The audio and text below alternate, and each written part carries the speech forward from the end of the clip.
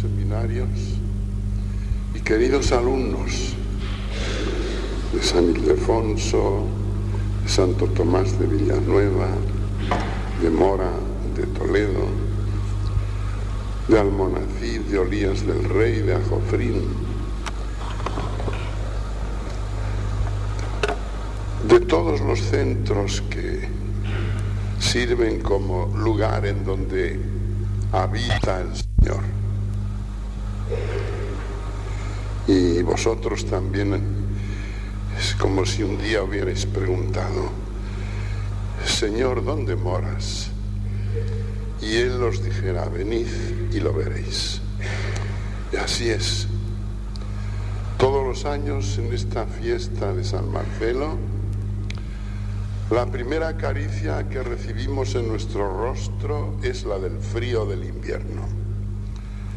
Pero se disipa enseguida cuando uno entra en esta capilla y ve tantos y tantos jóvenes y pequeñitos también que han hecho un esfuerzo para estar presentes con su obsequio al obispo de la diócesis. El obispo tiene muchos motivos de alegría y también proporcionalmente el sacerdote. Somos seres afortunados. Muchos motivos de alegría. Y ahora os explicaréis por qué yo vengo aquí siempre, el día del santo. El obispo tiene como un deber fundamental predicar al pueblo. Y esto da mucho gozo, porque es predicar la palabra de Dios. Y la palabra de Dios es hermosísima. Estar sirviendo a esa palabra a lo largo de una vida es como servir al mismo Señor, porque la palabra es el alma. La palabra de Dios es Dios mismo. El obispo realiza ministerios sagrados muy propios.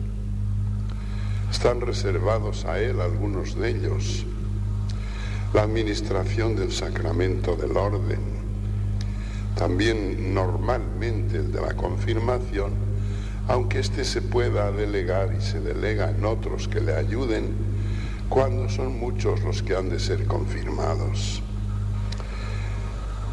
Él es el que consagra los altares. Y yo os puedo decir, como muchas veces me habéis oído, que para mí hay dos funciones ministeriales que me causan verdadera satisfacción: la ordenación de los sacerdotes y la consagración de un altar. Probablemente he consagrado ya 200 altares y sacerdotes que he ordenado más de 500. Esto es un motivo enorme de alegría espiritual. El obispo tiene también como ministerio propio no un reducto pequeño y especial, sino la universalidad de toda la diócesis, en la cual se encuentra reflejada la universalidad de la Iglesia. De manera que quiera o no quiera, y yo lo quiero mucho, está siempre viviendo en una atmósfera de universalismo. No tiene fronteras. Y esto es muy hermoso. Lo es para la psicología humana. Cuando un hombre o una mujer ven el horizonte despejado de la humanidad como tarea suya, tarea de sus amores, de su preocupación sana, de su trabajo, se siente una particular alegría. Y yo no me siento ajeno en ninguno de mis actos episcopales a lo que se está viviendo por parte de la Iglesia Católica en cualquier isla de Oceanía, en África, en América. Me parece que estoy presente en todas partes. Y esto no porque quiera forzar una situación artificiosamente, sino porque es así. Somos el Colegio Episcopal, unidos con el Papa, los que cuidamos particularmente de toda la Iglesia, aun cuando se nos asigne una porción determinada, que es una diócesis, para poder realizar concretamente esa misión. Pero no porque dejen de pertenecer al ámbito de nuestro corazón y nuestros deseos buenos las demás diócesis del mundo. La colegialidad episcopal también induce a este modo de pensar. Y este es un motivo de alegría muy grande, desde el punto de vista humano y ministerial. No somos los obispos, ni proporcionalmente el cura, hombres de partido, hombres de grupo, hombres de ambiciones pequeñas y retorcidas. La única ambición que tenemos es el Evangelio, y esta ambición es muy hermosa. Los obispos tenemos una particular relación con los sacerdotes, de manera que voy señalando, por decirlo así, como tareas propias del obispo que justifican la alegría que se tiene. Tenemos una relación particular con los sacerdotes, y los sacerdotes esparcidos por el mundo y que llevan el orden sacerdotal que les ha conferido el propio obispo, y llevan las manos del obispo que éste les impuso el día de su ordenación, son los que están construyendo el reino de Dios en tantas partes. Yo ahora he estado fuera unos días por imperio de las circunstancias. Allí he visto, claro, pues en los actos que celebrábamos en Luxemburgo y en Treveris, en Alemania, y en Metz, Francia, pues nos reuníamos unos 150 sacerdotes alemanes y otros 20 o 30 franceses con sus obispos y con los que les acompañábamos.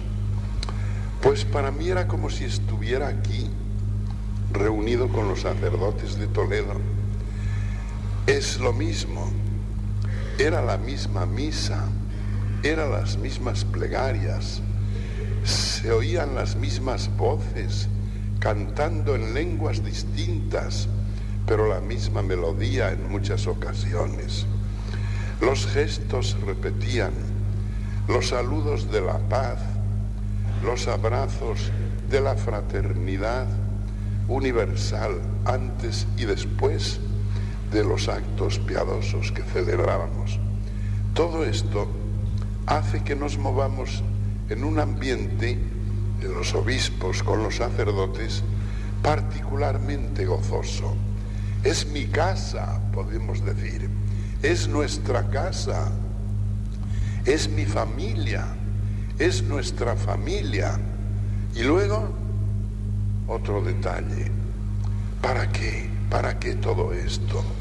Y veis, ese sacerdote mayor, vencido por los años ya, pero que estaba presente con motivo de la reunión que se celebraba, que caminaba con el auxilio de un bastón, junto a otro sacerdote joven, en cuyo brazo podía también apoyarse. El joven con el rostro lleno de una energía santa, viril, noble, limpia. El viejo, ya con su rostro arrugado, mirando más al suelo para no encontrar obstáculos en su caminar, pero brincándole el alma todavía como si recitara el salmo de la juventud al acercarse al altar de Dios. Todo era así de bonito. Y luego el obispo, aparte de esta reunión, de este trato con los sacerdotes, de este ministerio de la predicación a todo el mundo, de este universalismo de la Iglesia que vive por razón de su ministerio, tiene otro motivo de alegría también, y este lo proporcionáis vosotros. Los seminaristas, que sois muy del obispo, muy del obispo. El obispo no puede estar con vosotros porque no es el rector del seminario. Está un poco a distancia siempre, pero os tiene muy presentes. Y yo vengo aquí hoy, aunque hiciera muchísimo frío, aunque cayese una nevada como en los lugares más fríos de Rusia o de Alaska, yo vendría aquí hoy seguro de que se disipaba el frío nada más entrar en esta capilla y veros a vosotros y oíros cantar. Y también los pequeñitos, estos que hoy han tenido que levantarse casi una hora antes, los pobres.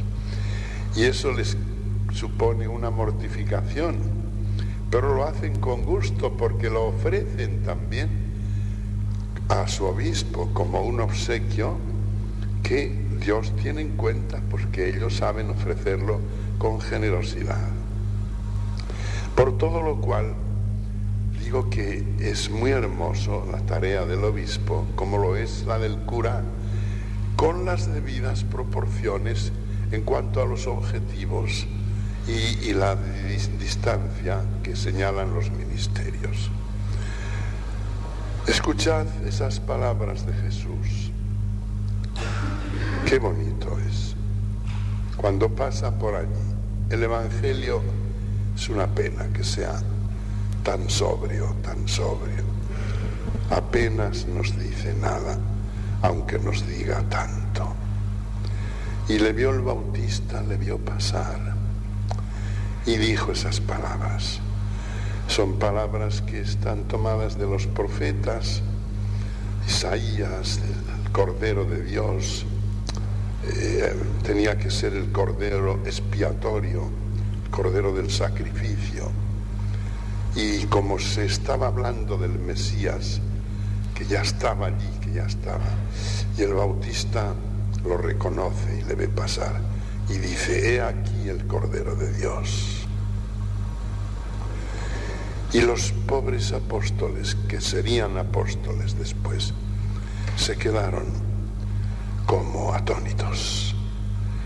Pues, ¿qué será este hombre? Y como el Bautista tenía tanta autoridad, pues empiezan a seguir a Jesús. Y este se vuelve y les pregunta: ¿qué buscáis? También nos ha hecho esa pregunta a nosotros, todos, a los que somos sacerdotes ya, en algún caso hace ya tantos años. También Él nos dijo: ¿qué buscáis? Y a estos pequeñuelos, y a todos vosotros, ¿qué buscáis? Y entonces caben muchas respuestas. A mí me llama la atención la que dio Andrés, que era uno de los que estaban allí. Luego vino Pedro, los dos hermanos, uno se lo dijo al otro. En lugar de contestar a la pregunta directa: ¿qué buscáis?, dijeron ellos: Maestro, ¿dónde habitas? ¿Dónde moras? Y Jesús les dice: venid y lo veréis. Y estuvieron con él un día entero. Todo esto sucedía hacia las 4 de la tarde. Estuvieron con él un día entero. ¿Qué pasó allí? No lo sabemos. No dice nada el Evangelio. Pero es natural suponer que allí no estuvieron con la boca cerrada. Ese día que convivieron el primero, del trato con Jesús se les fue en una conversación de Jesús, explicándoles ya el reino de Dios y para qué Él llamaba a algunos a seguirle. Y ellos harían nuevas preguntas y Él iba dando nuevas respuestas.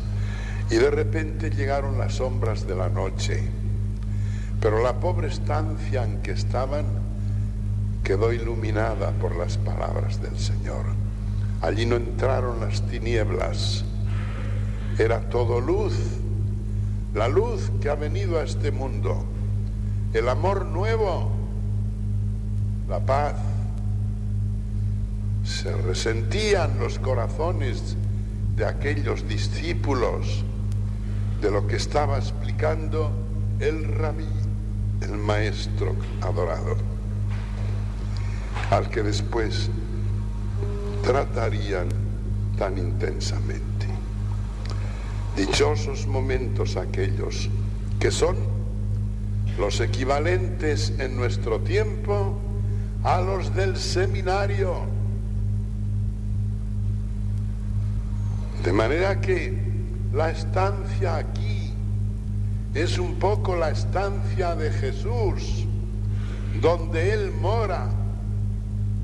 Por disposición de la Iglesia, el seminario es como el receptáculo de las llamadas de Jesús, del paso de Jesús y de la voz que nos dice por medio de la Iglesia: he aquí el Cordero de Dios. Y vosotros habéis venido y le preguntáis, y Él os dice: venid, sí, venid, y lo veréis. Y se prolonga vuestra estancia aquí más de un día. Estáis años formándoos desde muy pequeños, la mayor parte.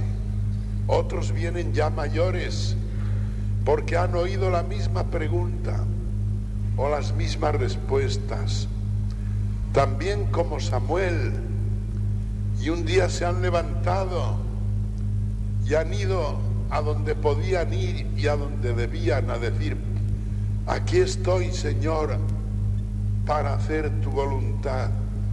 Yo no te he llamado, les contestan, pero ellos insisten porque siguen oyendo la voz. Se prueba la vocación, se trata de examinar con cierto discernimiento durante X años, a ver si tienes o no las condiciones suficientes para poder seguir a Jesús en el camino que más tarde se te señalará. Lo mismo los mayores que los pequeños, pero es Jesús el que está en medio de vosotros. No le volváis la espalda nunca, no frivolicéis su llamada, no tengáis nunca reparo en decirle: quiero hacer tu voluntad. Sentiros alegres y dichosos de ser llamados. El mundo ya sabemos lo que ofrece. El mundo es mundo desde que existe. No puede dar más de sí. Lo nuevo está aquí. Lo nuevo lo tenemos en nuestras manos. Nuevo es el amor. Nuevo es el trabajo. Nuevo el sentido del sacrificio. Nuevo la fecundidad. Nuevo la relación con la eternidad de Dios. Nuevo el trato con el Espíritu Santo y la recepción de sus carismas y sus dones. Nuevo la fortaleza espiritual para liberarnos del pecado y para seguir adelante en nuestro trabajo, ejemplarizando a todos con los que tengamos que tratar. Nuevo es el apostolado, el de hoy y el de ayer, el de los santos, todos con los que nos encontramos en nuestro camino, algunos porque viven en la realidad de nuestro tiempo, otros porque encontramos su rostro abierto y reflejado en las páginas de un libro en que se nos presenta la vida de esos héroes de la santidad. Todo esto es lo nuevo, esto es lo hermoso, este es el ideal. Y por eso yo también vengo aquí a buscarlo y a recrearme en ello, pensando en que vosotros lo buscáis también y sois la esperanza de la diócesis y de otras muchas diócesis a las cuales representáis todos los que estáis aquí. A los sacerdotes hoy no puedo verles, pero os veo a vosotros, y en vosotros está representado todo el porvenir de una diócesis y de muchas diócesis, de España y de América, concretamente. Y esto me produce una satisfacción espiritual muy honda. Ahora tenéis explicado ya el motivo de por qué yo vengo siempre desde que empecé aquí mi labor, en este día, al seminario, para celebrar la Santa Misa. Os saludo a todos de nuevo y agradezco el obsequio de vuestra oración y también ese momento festivo en el que nos vamos a encontrar dentro de unos momentos. Pero aprovecho también la ocasión para, si se está transmitiendo por Radio Santa María este acto del seminario, extender la manifestación de mi alegría a todos los oyentes, los que formáis parte de este pueblo que tiene para mí connotaciones universales, porque forma parte del pueblo de Dios y este se extiende por todo el mundo. Pueblo de Toledo, fuente de alegría para el obispo, aunque haya a veces dificultades que tiene que haber, pero aún eso es gozoso, el tratar de superarlas y el luchar con el convencimiento de que estamos luchando en nombre del Señor. Nada más, hijos. Vamos a continuar la Santa Misa y sabed que yo os agradezco mucho todo lo que hoy hacéis por mí.